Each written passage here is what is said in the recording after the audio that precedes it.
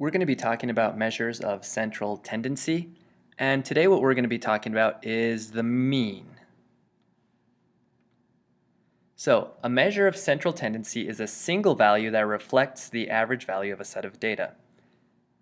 The three common measures of central tendency are mean, median, and mode. But today we're really going to be focusing just on the mean.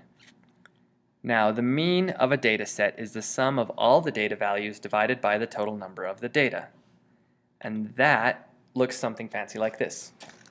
So if a data set with n items, so n number of items, is x sub 1, x sub 2, x sub 3, so on and so forth until x sub n, then its mean, usually denoted by this x bar,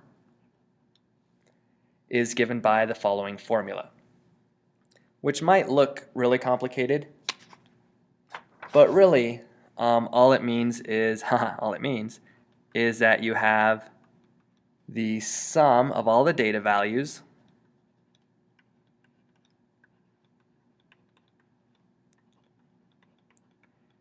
divided by, oh, that looks like valves, trust me, it's values, divided by the total number of data. Most people, when they think of average, they think of the mean. But what we'll see coming up is that there are other values, measures of central tendency, and there's a reason why you would want to use one over the other. So let's take a look at this example. The scores of 8 students in a test are 67, 64, 37, 46, 98, 71, and 56. So if I want to find the mean score, what I'm going to do is add up all these values. So 67 plus 64 plus 37 plus 46 plus 80. Oh, where's 82? 1, 2, 3, 4, 5, 6, 7. Hold on here. And 82. Haha. Okay.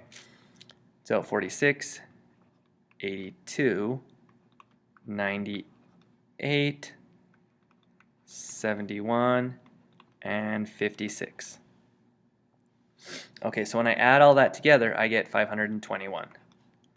Then I'm going to take that 521, since that's the sum of all my scores, and then the number of scores, and that's going to get me that the mean score was 65.125, or about 65.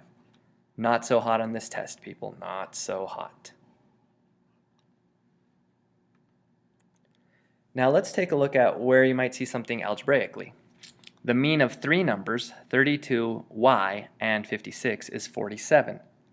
Find the value of y. So how would I set up this problem? Well, remember, I need the sum of the data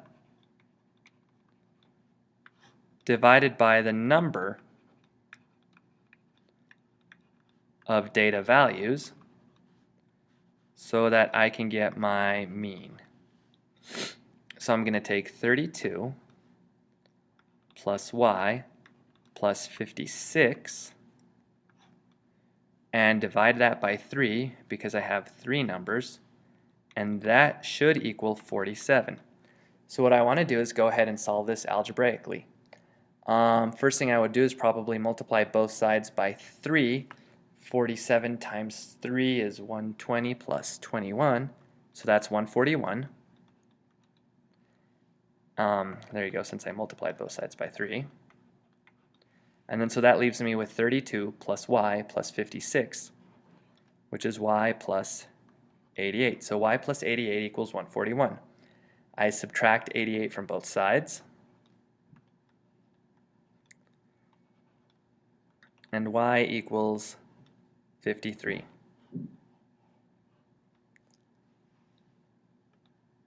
So here's a challenge problem for you, and you're going to have to think about this one a little. Might be super easy or super hard. But anyway, or somewhere in between. The mean age of 3 brothers is 24 years. What are their ages? Again, think about it in terms of